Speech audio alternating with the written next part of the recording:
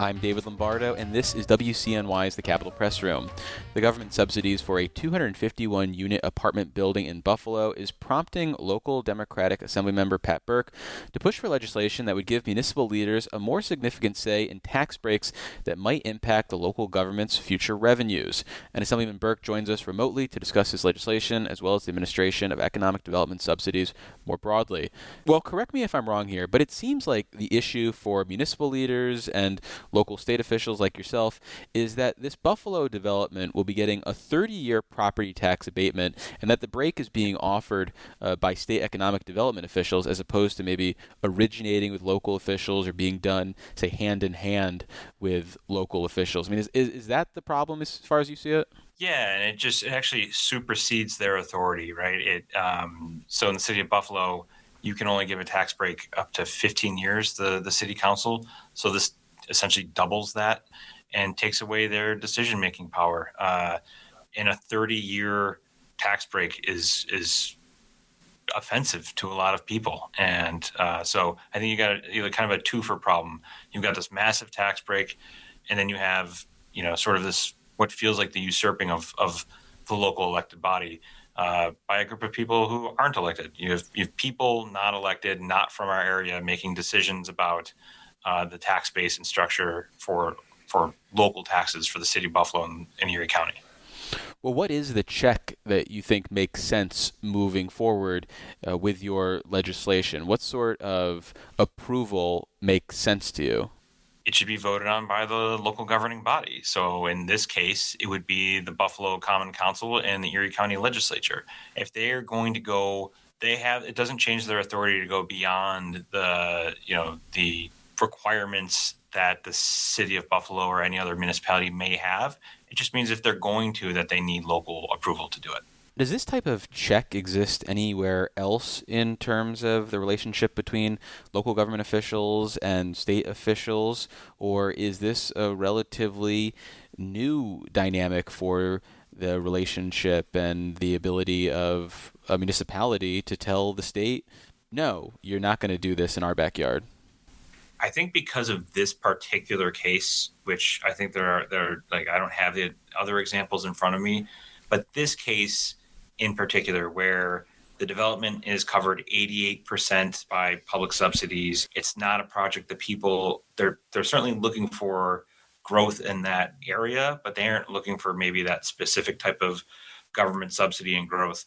Urban planners are upset about the project. And then this sort of notion, what we've heard in response is like, it's been empty for too long and we're just going to build something there. Like, is building something better than building nothing? Not necessarily. Like you can build a bad project and you can use a ton of public money to do that. And we certainly have plenty examples of that across the state.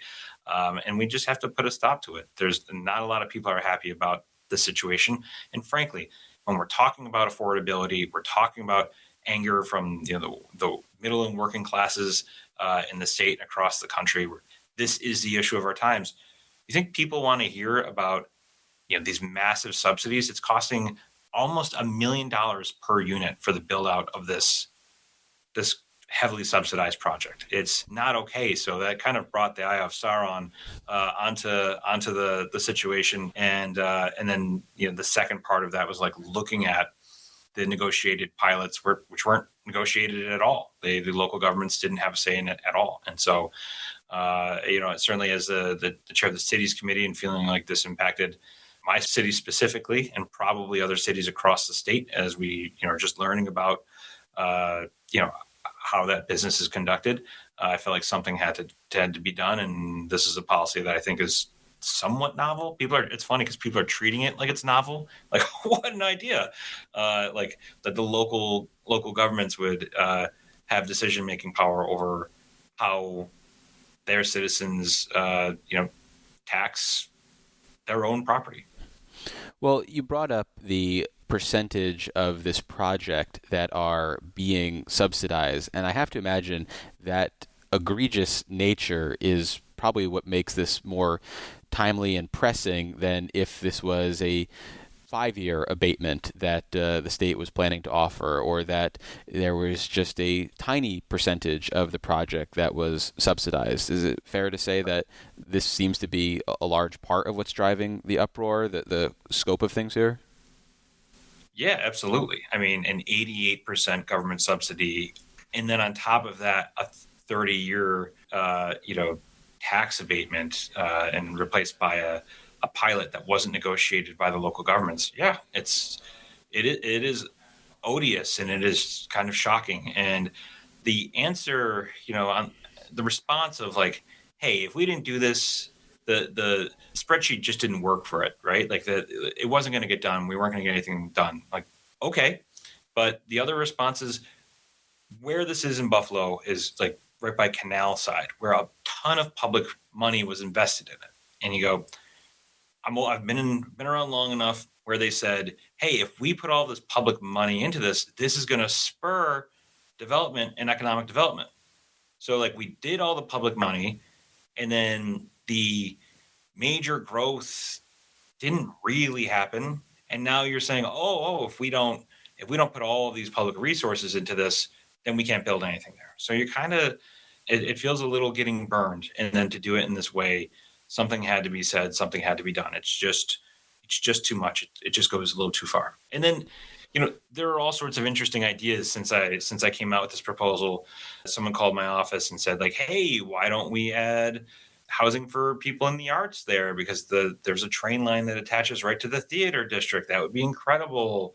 Or if we're going to do all these subsidies, why don't we have people have buy-in and subsidize, condo ownership there? So it's not just, rental transient folks or exclusively, low income housing, but why don't we get buy-in from people and, really build out opportunities for folks to build generational wealth who wouldn't otherwise be able to do it? I'm like, there's all these interesting ideas on the table, and I think they should be explored. Well, before we move on, let me reintroduce you. For listeners just joining us, this is WCNY's The Capitol Press Room. I'm David Lombardo, and we're speaking with Assemblymember Pat Burke, a Buffalo area Democrat. So looking down the ladder as it pertains to economic development agencies offering incentives, you also have, say, a county industrial development agency or other economic development organizations that aren't necessarily responsive to the most localized level of government. They're often, say, at the county level. And given that dynamic, is there an argument to be made for a bill like yours to also serve as a check on their operations so that the most local level of government has a say in how their tax dollars are being doled out? Of course, like in each like local regional IDA is different, and sometimes they're competing, and it's like competing. What people really need to understand when these economic development agencies are giving tax breaks, they're competing to give your money away, right? And like you don't really get a say in it. There's this structure, and I was on the board of the ECIDA when I was the chair of economic development for the Erie County Legislature, so I'm familiar with its operations and how it works.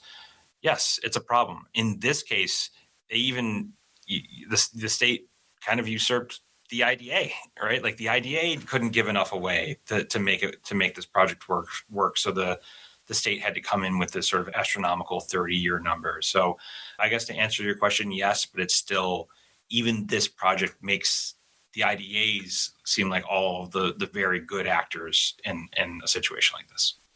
So something that got my attention earlier this year following the news that the Rockland County IDA had given out money for a data center project there is the fact that they receive a portion of the subsidies that they are granting. So essentially, they have an incentive to give out more money because that's money that goes back into their pockets, as opposed to this idea that they should be incentivized to offer the lowest deal per project. So do you think the legislature should revisit this fiduciary responsibility and pass some sort of changing to the structures of the local economic development agencies and how they make money? Yeah, the incentive structure should not be built around your growth or your strength or what your measure of success is not necessarily reflective of what's best for the community. And that's been the case many IDAs across the state.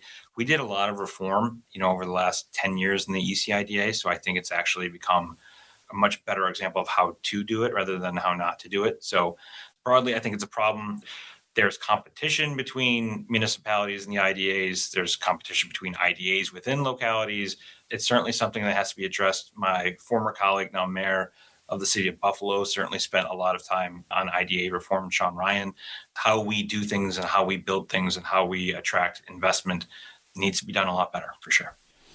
But whether it's your bill or the issue I just raised, how much appetite is there in the state legislature to tackle these types of reforms, especially because we have historically seen that elected officials at the state level are connected with their local economic development agencies. And while they're happy to criticize what's going on around the state, they generally don't have any problem with what's happening in their backyard or see a need for change.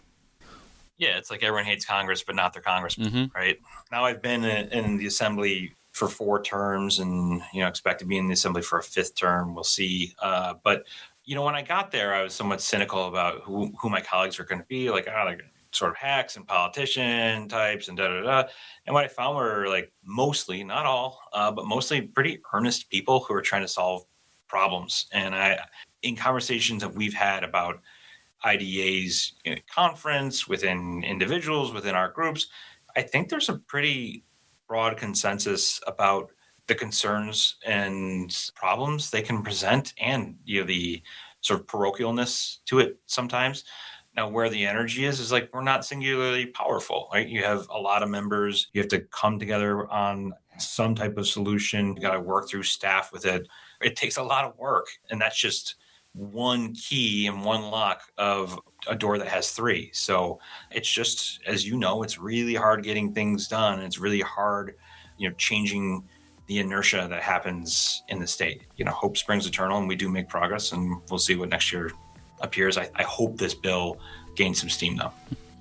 Well, we've been speaking with Assemblyman Pat Burke. He's a Buffalo area Democrat. Assemblymember, thanks so much for making the time. Really appreciate it. You got it. Thanks, Dave. Support for the Capitol Press Room comes from O'Donnell & Associates, a public affairs firm providing strategic guidance to businesses and nonprofits on navigating policy and regulatory issues. More information is available at o'donnellsolutions.com.